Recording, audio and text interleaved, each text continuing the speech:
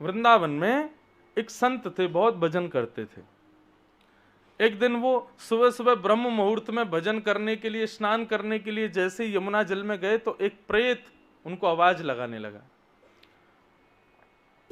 प्रेत की आवाज सुनकर के उन्होंने कहा, क्या है भैया, क्या बात है? प्रेत ने कहा, महाराज मैं यमुना पल्ली पार गांव से आया हूं। एक बार बाढ़ आई थी बहुत वर्षों पूर्व, तो उस बाढ़ में सोते हुए हमारा पूरा गांव यमुना जी के जल के चपेट में आ गया और हम सब की मृत्यु हो गई थी। हम सब प्रेत बन गए हैं। महात्मा बोले, अच्छा तुम प्रेत हो? बोले, हाँ जी मैं भी प्रेत हूं, मेरा पूरा गांव प्रेत बना हुआ है, सब हम लोग पल्ली पार रहते हैं। आप नित्य यहां यमुना स्नान करने आते हैं, हम सब आपको पल्ली पार से देखते हैं। संत बोले, मुझसे क्या काम है आपको? बोले, काम केवल इतना है कि जब कभी भी आपके प्राण निकले ना। बोले, अच्छा, तो प्राण निकलने पर आपका अंतिम संस्कार आपके शिष्यगण जहां कहीं भी करें उनसे मना कर देना, उनसे कहना आपका अंतिम संस्कार पल्ली पार हो जहां पे हम लोग रहते थे। संत बोले, क्यों? बोले, आपने इतना भजन किया है महाराज, आपने इतनी कथाएं गाई हैं, इतनी कथाएं पढ़ी हैं, इतने वैष्णवों को आपने उद्धार किया है, आप नित्य तिलक लगाते हैं, नित्य यमुना स्नान करते हैं, आपका शरीर इतना पवित्र हो चुका है भजन के प्रताप से कि यदि वो पल्ली पार जाकर के उसका अंतिम संस्कार हुआ तो आपके अंग से निकलने वाले धुएं से, आपके चिता से प्रकट होने वाले तेज से हम सब मुक्त हो जाएंगे। संत ने कहा, वास्तविकता है? बोले, बिल्कुल वास्तविकता है। तो आप केवल अपने शिष्यों से अपनी अंतिम इच्छा इतनी कर दीजिएगा कि आपका अंतिम संस्कार पल्ली पार जाके करें। तो संत ने अपने सब शिष्यों से कहा, भाई देखो बुढ़ापा आ गया है, अब मेरा जीवन कभी भी नष्ट हो सकता है, तो मेरी एक अंतिम इच्छा सुन लो, वो यमुना पल्ली पार जो बंजर जमीन है वहां पर मेरा अंतिम संस्कार करना, इधर मत करना। शिष्यों ने कहा, ठीक है। 10-5 साल बाद जब गुरु जी पधार गए तो शिष्य सब उनको लेकर के गए पल्ली पार और वहीं चिता लगा करके उनका अंतिम संस्कार किया। तो जैसे ही अंतिम संस्कार किया तो महाराज एक चिता यहाँ जल रही है और देखते ही देखते शिष्यों ने देखा दिव्य दिव्य ज्योतियां प्रकट हो रही हैं, किसी वृक्ष से, किसी पौधे से, किसी जमीन के किसी कोने से, इस प्रकार असंख्य ज्योतियां उस चिता के धुएं के साथ में आकाश मंडल को प्रस्थान कर गए, मतलब सब मुक्त हो गए। शिष्यगण सब वापस आ गए। जो प्रमुख शिष्य था जिसने अपने गुरुदेव को मुखाग्नि दी थी, वो आकर के रात्रि में जैसे ही लेटा तो एक प्रेत उसके पास आया और उस प्रेत ने आकर के कहा कि भगवान मेरे साथ बहुत बुरा हुआ। बोले, क्या हो गया? बोले, आपके गुरुजी का अंतिम संस्कार हुआ था पल्ली पर। बोले, जी। बोले, उसमें मेरा पूरा गांव, पूरा खानदान, पूरा परिवार तो मुक्त हो गया, मैं रह गया। तो तुम कैसे रह गए? बोले, मैं कहीं घूमने चला गया था। तो बोले, अब क्या करें? बोले, गुरुजी तो चले गए, अब तो कुछ हो नहीं सकता। तो उस प्रेत ने कहा, बोले एक उपाय है। बोले, आपके गुरुजी का भजन इतना था कि भले ही वे चले गए हों, उनकी चिता भी राख बन गई हो, आप जाकर के सादा लकड़ी उनकी राख में लपेट करके, उनकी राख में बोर करके उस सादा लकड़ी को भी यदि मुखाग्नि दोगे, अग्नि जला दोगे, उससे भी मैं मुक्त हो जाऊंगा, लेकिन आप कर दो। तो जली हुई भस्म चिता के ऊपर सादा लकड़ियां रख करके उस पर जैसे ही अग्नि प्रज्वलित की तो वो प्रेत भी मुक्त हो गया वहां से। इसलिए कहते हैं भजन करो, इसलिए कहते हैं तिलक लगाओ, इसलिए कहते हैं पवित्र रहो, इसलिए कहते हैं कंठी माला पहनो, इसलिए कहते हैं हरि स्मरण करो, क्योंकि अकेले तुम्हारा कल्याण नहीं होने वाला है उससे। हमारी मृत्यु की चिता की भस्म भी, हमारी मृत्यु की चिता से उठने वाले धुएं से भी ना जाने कितने प्रेत तो इसी आश में बैठे रहते हैं कि व्यक्ति भजन इतना करे, जब इसके प्राण निकले तो हम भी इसके साथ चले जाएं, इसके भजन के प्रताप से। चलम प्राणम, प्राण चलायमान है, नहीं रुकेंगे। विश्व का सबसे प्रसिद्ध डांसर माइकल जैक्सन, वो एक ही चीज चाहता था कि उसके प्राण ना निकले, वो कभी बूढ़ा ना हो। संपत्ति की कमी नहीं, पैसे की कमी नहीं, नाम शौहरत की कमी नहीं, फैन फॉलोइंग की कमी नहीं। जिस जमाने में माइकल जैक्सन था उस जमाने में सोशल मीडिया भी नहीं था, उस जमाने में लोग इतने दीवाने थे उसके, क्या नहीं था उसके पास जो मानव को चाहिए? पृथ्वी पर सब कुछ था। काला था तो उसने इतना वो कराया, अपनी प्लास्टिक सर्जरी, गोरा हो गया। लेकिन इतनी संपत्ति होने के बाद भी अपनी मृत्यु को नहीं टाल पाया, और असमय में मृत्यु हुई, क्योंकि चाहता था मेरी लंबी आयु हो, मैं अजर अमर हो जाऊं। अच्छा, ये जितने भी कहना नहीं चाहिए, कोई बुरा ना माने, किसी के हृदय को ठेसने में माइकल जैक्सन को राक्षस नहीं बोल रहा हूं, लेकिन हमारे भागवत आदि ग्रंथों में जितने भी राक्षस थे, इन्होंने भी तो यही मांगा था भगवान से कि हम अमर हो जाएं, हम कभी मरे ना। रावण को देख लो, कुंभकर्ण को, ये हिरण्यकश्यप को देख लो, कंस को देख लो, सबने क्या मांगा? तप किया, और तप के बदले क्या मांगा? कि हम अमर हो जाएं। राक्षसत्व का गुण होता है ना मरने की इच्छा रखना। और वहीं आप स्वामी विवेकानंद को देखो, अपनी अल्पायु में प्राण त्याग दिए। और तो छोड़िए, आदि गुरु शंकराचार्य बहुत कम आयु में अपने प्राणों को त्याग दिया। और जिस आयु में बच्चे ऐशो आराम करते हैं, थोड़े भोग विलासों में लगे रहते हैं, उस आयु में तो शंकराचार्य जी पूरे विश्व को धर्म सनातन क्या है बता करके चले गए। तो ये देखा गया कि धर्मावली व्यक्ति, भजनानंदी व्यक्ति और सृष्टि को अपनी एक नई दिशा देने वाला व्यक्ति ज्यादा जीने की इच्छा नहीं रखता, लेकिन भोगी, पामर, विलासी व्यक्ति, उसकी इच्छा क्या रहती है कि मेरी आयु बहुत हो, लंबी हो, मैं बहुत जीऊं।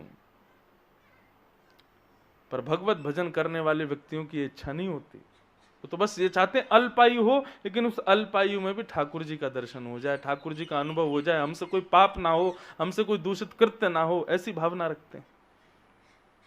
तो चला लक्ष्मी चलम प्राणम। और तीसरी चीज जिसको हम कभी अपने से दूर नहीं करना चाहते, चलम जीवत यौवनम, युवावस्था। युवावस्था ये भी हम कभी नहीं चाहते कि हमसे दूर हो। क्यों? क्योंकि युवावस्था में सब कुछ बड़ा बढ़िया होता है। कुछ भी खाओ कोई टेंशन नहीं, कुछ भी पहनो कोई टेंशन नहीं, कुछ भी करो कोई टेंशन नहीं, कैसे भी रहो कोई टेंशन नहीं। सब चाहते हैं कि हम सदा युवा बने रहें, लेकिन नहीं हो पाता। दुनिया भर की क्रीम लगा लेंगे, दुनिया भर के ना जाने क्या क्या चीजें मुंह पे लगाते रहेंगे। माताएं तो लगाती हैं, चलो श्रृंगार है, भाई लोग भी लगाने लग गए हैं आजकल। पता ही नहीं चलती है कि स्त्री है कि पुरुष है, अंतर ही नहीं समझ में आता है। ऐसे विचित्र वेशभूषा बना करके रहते हैं आजकल के युवा भाई लोग भी, बस पूछो मत। और क्या चाहते हैं? हम सदा युवा बने रहें। कई बार तो ऐसा होता है कि इतनी युवावस्था चढ़ जाती है बेचारों को, हो गए 70 साल के, लेकिन अब भी युवा ही बने डोल रहे हैं। अब भी यही चाहते हैं कि हम युवा हैं, हम तो वैसा ही भाव है हमारा। अमेरिका में एक बार मैं था तो 60 साल की एक माताजी थी, उनको मैंने आंटी बोल दिया। वो 3 दिन तक मेरे से बात नहीं करी उन्होंने। तुमने मुझे आंटी कैसे बोला? क्यों? अरे भले चेहरे से लग रही हूं मैं, लेकिन मुझे ऐसा प्रिटेंड मत कराओ कि मैं वृद्ध हूं, मैं अब भी युवा हूं, मैं ऐसी हूं। वह क्यों चाहते हैं हम लोग? चलम जीवत यौवनम, युवावस्था चाहने से भी नहीं रुकेगी, एक दिन चली जाएगी। मुंबई दिल्ली में तो आज भी आजकल नए बालक फिर भी बड़े संभल के रहते हैं। बड़े बूढ़ों को देखो तो महाराज, उनको देख के लगता है राम राम, ये क्या कर रहे हैं, किस स्थिति में रह रहे हैं। 70 साल के हो गए, 80 साल, अब भी फटी जींस पहन के घूम रहे हैं। ऐसा दिखाते हैं हम युवा हैं, हम अभी जवान हैं। चलम जीवत यौवन, नहीं रुक पाएगी वो युवावस्था, चली जाएगी। जितना आप अपने चेहरे को, आंखों को, नाक को, मुख को जितना आप स्वस्थ देखते हो, एक दिन आएगा कि वो सब चला जाएगा। चलम जीवत यौवनम। तो लक्ष्मी चलायमान, प्राण चलायमान, युवावस्था चलायमान, और चला चलेति संसारे। संसार में अपने अपने कहने वाले, ये मेरा ये मेरा ये मेरा कहने वाली जितनी भी वस्तुएं हैं, चाहे वो घर हो, गाड़ी हो, पत्नी हो, बच्चे हो, पिता हो, माँ हो, कुछ भी क्यों ना हो, एक दिन सब चला जाएगा। और जाएगा नहीं तो केवल एक वस्तु जिसको तुमने कभी अपना माना ही नहीं था, धर्म एको ही निश्चला। वो धर्म कभी तुम्हें छोड़ के नहीं जाएगा। चाहे तुम वृद्ध हो जाना, चाहे तुम निर्धन हो जाना, चाहे तुम अलक्ष्मी हो जाना, चाहे तुम्हारे माता पिता, तुम्हारी पत्नी, बच्चे कुछ भी छोड़ दें, तुम्हारी युवावस्था छोड़ के चली जाए, लेकिन वो धर्म जो तुम्हारा है वो तुमको कभी नहीं छोड़ेगा। निर्धन रहोगे तब भी वैसा ही रहेगा, धनवान हो जाओगे तब भी वैसा ही रहेगा। धर्म एको ही निश्चल। और धर्म क्या है? रामो विग्रहवान धर्म। श्री राम ही धर्म है, श्री कृष्ण ही धर्म है। वो कभी हमें छोड़ के नहीं जाते, समीप ही हैं, बस हम स्वीकार नहीं करते उनको। मानव का एक स्वभाव है, वो प्रस्तुत व्यक्ति को, प्रस्तुत वस्तु को स्वीकार नहीं करता। जो अप्रस्तुत है, जो अप्रकट है, उस वस्तु की खोज करता है। जो उसके पास है उसको स्वीकार नहीं करता। एक पंक्ति मैं गाया करता हूं। रहता था पास में सदा, लेकिन छुपा हुआ। रहता था पास में सदा, लेकिन छुपा हुआ। पर ये कथाएं आदि सुन करके, गुरुजनों की सन्निधि में जाकर के, ये सत्संग आदि श्रवण करके एक दिन क्या हुआ? करके दया दयालु ने, करके दया दयालु ने पर्दा उठा दिया। करके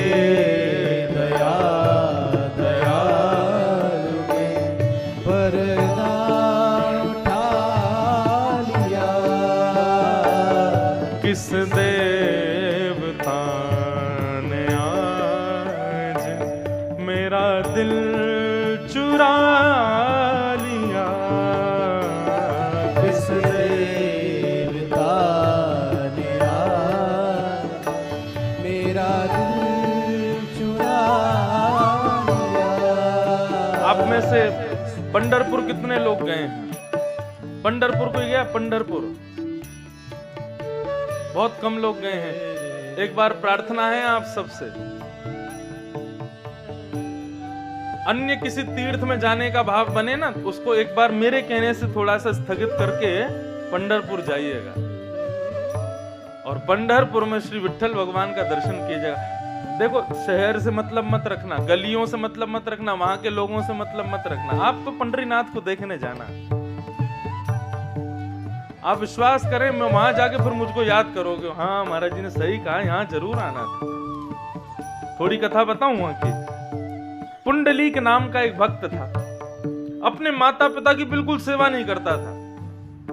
एक बार माता पिता ने कहा कि पुंडलीक हमको काशी जाना है, हमारी व्यवस्था कर दे। पुंडलीक बोला, भगवान ने पांव दिए, चल के चले जाओ, मुझसे क्या कह रहे हो कि व्यवस्था कर दे। माता पिता चले गए पैदल पैदल बेचारे काशी की ओर। कहाँ? महाराष्ट्र, शोलापुर के पास है, पुणे से आगे शोलापुर के बीच में पंढरपुर। वहां से पैदल पैदल काशी जा रहे थे। अब यहाँ पुंडलीक के मित्रगण आए और पुंडलीक से कहने लगे, मित्र पुंडलीक, हमने एक नया रथ खरीदा, चलो इससे घूमने चलते हैं। पुंडलीक बोला, कहाँ जाएंगे? बोले, काशी जाते हैं। पुंडलीक के मन में तो आया, मेरे माता पिता भी गए लेकिन वो पैदल गए, लेकिन अब मेरे सखा मेरे लिए रथ लेके आए तो मैं तो रथ से जाऊंगा। रथ से जाने लगा। रास्ते में उसको दिखाई दिया कि मेरे माता पिता पैदल पैदल जा रहे हैं, तो पुंडलीक ने चेहरा भी घुमा लिया, नहीं देखा उनकी ओर, चलता चला गया। प्रयाग जब पहुंचा, रात्रि में एक आश्रम में रुका था पुंडलीक। लेकिन माता पिता का भजन इतना था, माता पिता का तप इतना था कि पुंडलीक पर उसका प्रभाव होना ही था। पुंडलीक रात में सोया था, जैसे ही सुबह उठ करके रात्रि में उसको प्यास लगी तो पानी पीने के लिए अपने कक्ष से बाहर आया तो क्या देखता है, आश्रम के आंगन में 3 बूढ़ी माताएं और बड़ी कुरूपनी, मतलब उनको कोई देख नहीं सकता, ऐसा उनका स्वरूप, फुंसी फोड़े हो रहे हैं मुख पर, काला बिल्कुल अंग, और वो तीनों माताएं झाड़ू लगा रही हैं। पुंडलीक उनको देखने लगा, बोले इतना विचित्र स्वरूप क्यों है इनका, और देखते देखते क्या देखता है कि झाड़ू लगाते लगाते लगाते लगाते लगाते उनका रूप निखरने लगा, वो सुंदर होने लगी, वो सुंदर बिल्कुल स्वच्छ उनका रंग हो गया, सारे फुंसी फोड़े गायब, और इतनी सुंदर कि पुंडलीक देखता रह गया। पुंडलीक समीप गया, बोले मैं प्रणाम करता हूं, लेकिन मैंने जो अभी देखा वो मुझे विश्वास नहीं हो रहा। आपने जब झाड़ू लगाना शुरू किया आप अत्यंत कुरूपणी थी, क्षमा करना, पर आप इतनी सुंदर कैसे हो गए?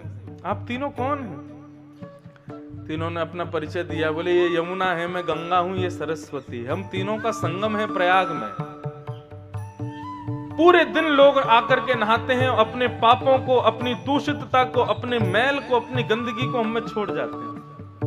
तो हम पवित्र होने के लिए इस आश्रम में आते हैं, और यहाँ आने वाले लोगों के माता पिता, लोगों के गुरुजन, लोगों के वैष्णव जन, भजन करने वाले संत जन, उनकी चरण रज जो है उसको अपने हाथों से बुहारते हैं। तो जब वो चरण रज उड़ करके हमारे अंग पर लगती है तो हमारे सारे पाप नष्ट हो जाते हैं, जितनी दूषितता लोग हम में छोड़ के गए वो सब दूर हो जाती है। पुंडलीक बोला क्या ये वास्तव में सब? बोले तुमने देखा अभी गंगा को भी अपने मैल दूर करने होते हैं तो वो गुरुजन, माता पिता, संत जन, इनके चरण रज को अपने से लगाती है। कहीं ना कहीं वो मेहतरानी बनकर के गंगा चली जाती है और जाकर के झाड़ू लगा के उस धूल से स्वयं नहा लेती है तो वो पवित्र हो जाती है। पुंडलीक बोला माता पिता गुरु के चरणों में इतनी पवित्रता होती है? बोला हाँ। पुंडलीक का जीवन बदल गया। उसी समय गया दौड़ता हुआ रथ लेकर के, बीच रास्ते में एक पेड़ के नीचे माता पिता सोए थे, जाकर के रुदन करता हुआ उनके चरणों से लिपट गया, दोनों को अपने रथ में बिठाया और काशी की जगह दर्शन करा करके रथ से ही घर लेकर के गया, और जीवन पर्यंत संसार की किसी वस्तु को उसने कभी महत्वता दी ही नहीं। अपने माता पिता के चरणों को छोड़ के कभी नहीं गया। उसके इस भक्ति भाव से द्वारिकाधीश इतने प्रसन्न हो गए कि श्री डोंगरे जी महाराज कथा में कहते थे कि द्वारिकाधीश अपनी लीला पूरी करके वैकुंठ नहीं गए, वैकुंठ से पहले द्वारिकाधीश पंढरपुर गए। बोले कि एक बार पुंडलीक को मैं दर्शन दे आऊं। और एक बात कहूं, भक्तों को ठाकुर जी दर्शन, हम जैसे भक्तों को दर्शन देते हैं, लेकिन पुंडलीक जैसे भक्तों का दर्शन करने भगवान जाते हैं। भगवान पहुंच गए, द्वार पर खड़े थे, पुंडलीक माता पिता के चरणों की सेवा कर रहा था। तो ठाकुर जी जब चलते हैं तो चंदन की सुगंधी आती है, नूपुरों की ध्वनि आती है, एक दिव्य तेज प्रकट होता है। पुंडलीक को चंदन की सुगंधी आने लगी तो पुंडलीक पैर दबाते दबाते बोला ये कहां से सुगंधी आ रही है? जिस सुगंधी को लेने के लिए ब्रह्मा तरसते हैं उस सुगंधी के लिए पुंडलीक नाक दबा रहा था। कहां से आ रही है सुगंधी? ये कहीं मेरे माता पिता को आएगी तो वो उठ जाएंगे। नूपुरों की ध्वनि आई, उन जिन नूपुरों की ध्वनि पर ब्रह्मादि देवता भी मोहित रहते हैं, उन नूपुरों की ध्वनि को सुन करके पुंडलीक अपने माता पिता के कान ढकने लगा, कहीं मेरे माता पिता के कान कहीं उनकी नींद ना खुल जाए। ठाकुर जी जैसे द्वार पर आए, सूर्य जैसा तेज प्रकट हो गया। पुंडलीक ने जाके पर्दा लगा दिया, पता नहीं कहां से आ जाते हैं लोग। भगवान बोले पुंडलीक हम आए हैं। बोले कौन हम? बोले जगत नियंता, जगदाधार, जगदीश्वर, साक्षात द्वारिकाधीश आए हैं तुम्हारे द्वार पर। क्यों आए हैं? तुमको दर्शन देने आए हैं। मैंने ऐसा क्या किया? बोले तुम अपने माता पिता की सेवा करते हो, उससे रीझ के आए हैं। बोले तुम्हारे दर्शन के लिए नहीं कर रहा हूं मैं अपने लिए कर रहा हूं, मेरी निष्ठा है, मेरे माता पिता हैं इसलिए कर रहा हूं। द्वारिकाधीश बोले अच्छा हमको बहुत प्रिय है तुम्हारा भाव, एक बार आके दर्शन तो कर जाओ मेरा। पुंडलीक बोला अभी मेरा नियम पूरा नहीं हुआ, मैं इतनी देर तो पैर दबाता ही हूं और आप उससे पहले आ गए हो, बिन बुलाए आ गए हो, मैंने तो बुलाया नहीं था। द्वारिकाधीश बोले हम तो आ गए पुंडलीक, अब तो दर्शन कर लो ना। पुंडलीक बोला ये और बला आ गई मेरे सिर पर। भगवान को देख के बोले, उसने कहा अच्छा आ गए हो तो एक काम करो, थोड़ी देर इंतजार करो। ईंट सरका दी ठाकुर जी के पास, लो इस पे बैठ जाओ थोड़ी देर। उस ईंट को देखा जैसे ही लक्ष्मी ने आके हाथ पकड़ा, बोले इतना इतना आपका अपमान कर रहा है फिर भी यहीं खड़े हो। बोले नहीं, अब तो मैं पुंडलीक को दर्शन दिए बगैर जाऊंगा नहीं। और उस ईंट के ऊपर खड़े हो गए और एक प्रतीक्षा के भाव में खड़े हो गए कि जब तक पुंडलीक की सेवा पूरी नहीं होगी मैं यहीं खड़ा रहूंगा। और प्रकट हो गए हमारे पंढरपुर में श्री विठलनाथ। बोल विठल भगवान